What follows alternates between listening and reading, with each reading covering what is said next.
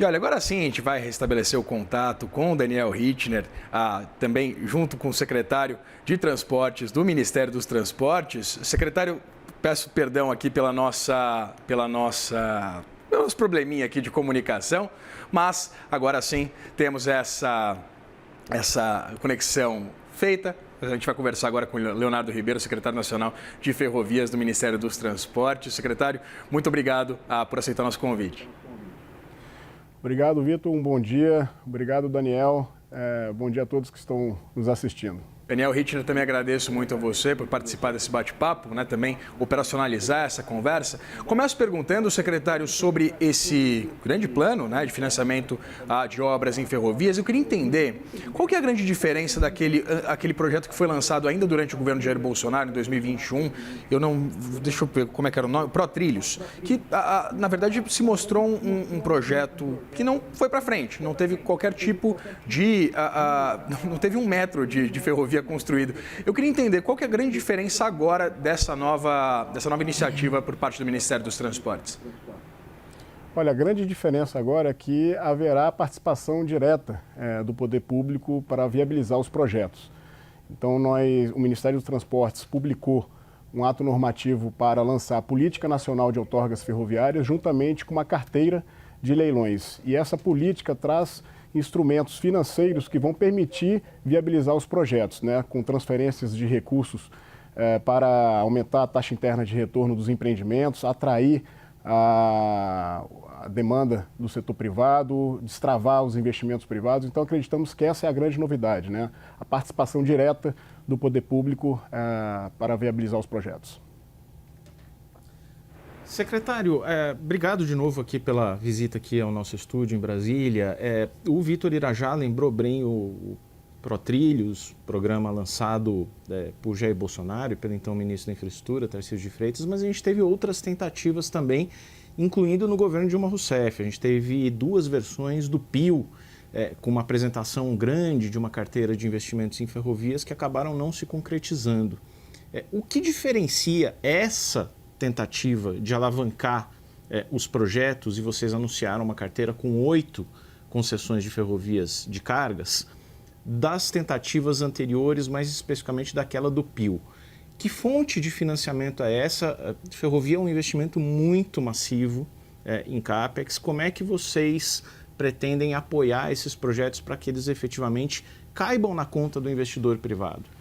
Não, ótimo. Os projetos hoje estão sendo modelados com uma novidade, né? Essa possibilidade de você transferir os recursos para preencher o que nós chamamos de gap de viabilidade. Tivemos recentemente avanços na legislação. Em 2017, aprovamos uma lei no Congresso Nacional que permite o instrumento do investimento cruzado, que significa usar recursos repactuados com concessionárias que estão com contratos em vigor para projetos e investimentos em malha de interesse da administração pública.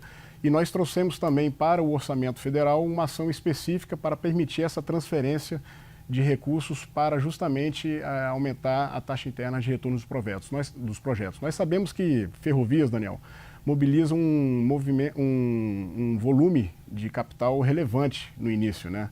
E são projetos cuja maturação é de longo prazo. Então, é muito importante que o poder público participe desses projetos, especialmente nesse início de implantação das ferrovias, para que a gente consiga mitigar os riscos e o setor privado tenha segurança de entrar nos projetos com viabilidade econômica e financeira. Então, acho que a grande novidade em relação ao PIO, em relação ao programa ProTrilhos, é justamente essa transferência de recursos, o compartilhamento de riscos que nós iremos fazer com o setor privado para viabilizar todos esses empreendimentos que são estruturantes para o desenvolvimento econômico do nosso país, né?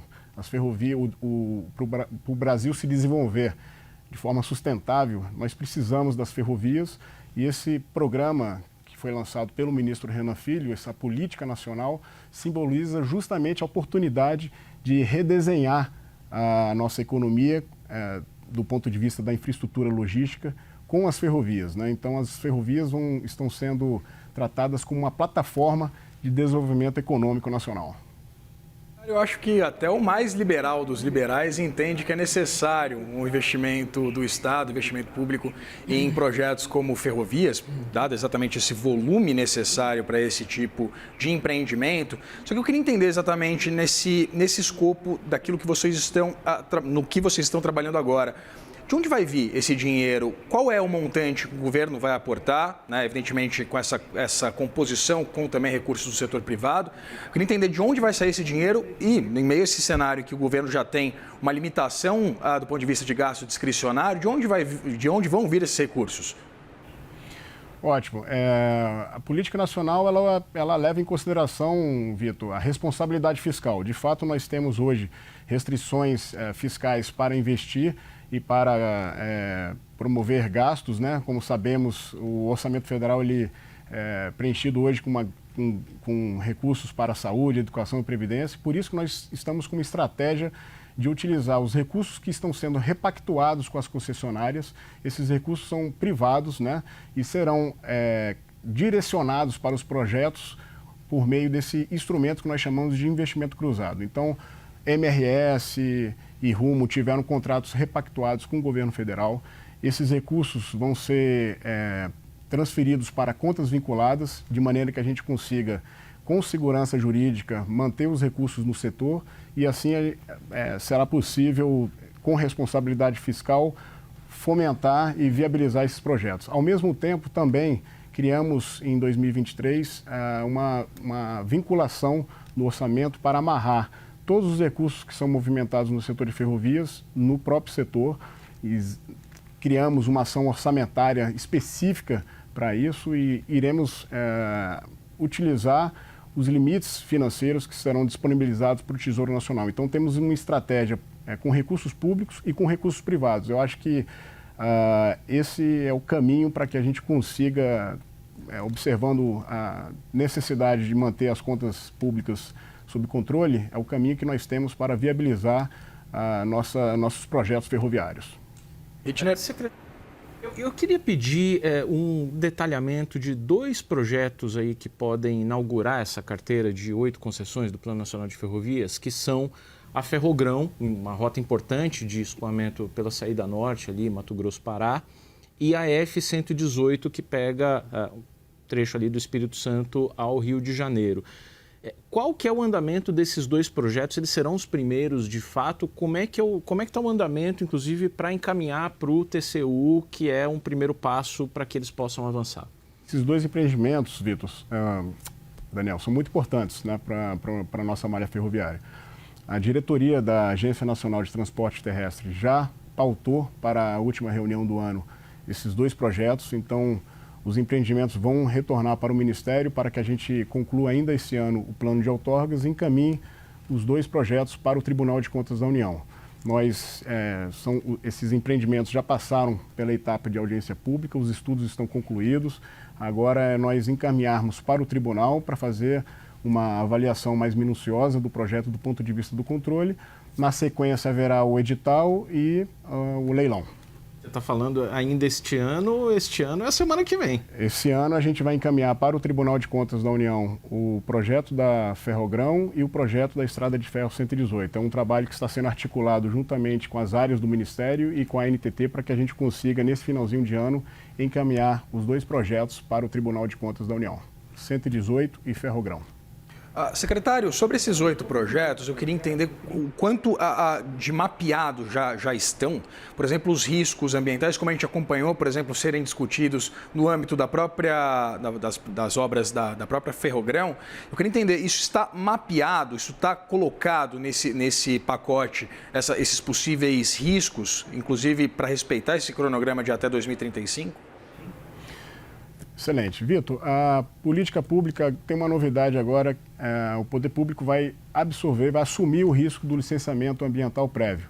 Então, todos os projetos do nosso pipeline serão licenciados pelo governo federal. Isso reduz risco, né? Nós sabemos que o processo de licenciamento ambiental é importante, mas ao mesmo tempo muito burocrático no Brasil, só que com o governo assumindo esse processo, juntamente com o Ministério do Meio Ambiente, nós acreditamos que sinalizaremos para o setor privado de que o processo vai acontecer dentro das boas práticas e com segurança jurídica. Hitchner? Só para terminar, Irajá, eu queria perguntar para o secretário sobre transporte ferroviário de passageiros, que é uma coisa que, no final, encanta muito as pessoas, né? Finalmente, o Plano Nacional de Ferrovias acabou trazendo ali uma série de projetos. Suspeito até que o primeiro, mais avançado, seja ali Brasília, Lusiânia. Para quem não conhece, Lusiânia é uma cidade do entorno, em Goiás, né?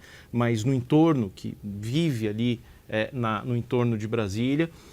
E existem muitas dificuldades para que esses projetos também caibam na conta. Qual é a perspectiva de a gente parar de sonhar em ter ferrovias de passageiros, trens de passageiros e conseguirmos efetivamente embarcar um dia na nossa vida, na nossa geração, num trem de uma cidade para outra?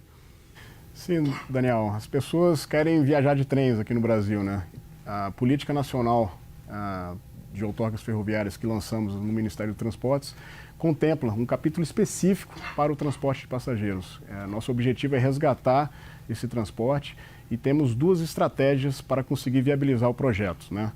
Primeiro, a possibilidade de haver essa transferência de recursos que eu falei inicialmente, mas a estratégia de utilizar os projetos imobiliários, né, ao redor, no entorno da estrada de ferro, é que nós achamos que será transformador, né? Porque muitos ativos do setor imobiliário podem canalizar recursos para a viabilização desses projetos. Nós sabemos que essa é uma experiência internacional muito bem sucedida, né? Quando nós estamos na Alemanha, por exemplo, numa estação de trem, todos aqueles espaços comerciais promovem recursos e direcionam recursos para o projeto. Acreditamos que com essa estratégia será possível viabilizar.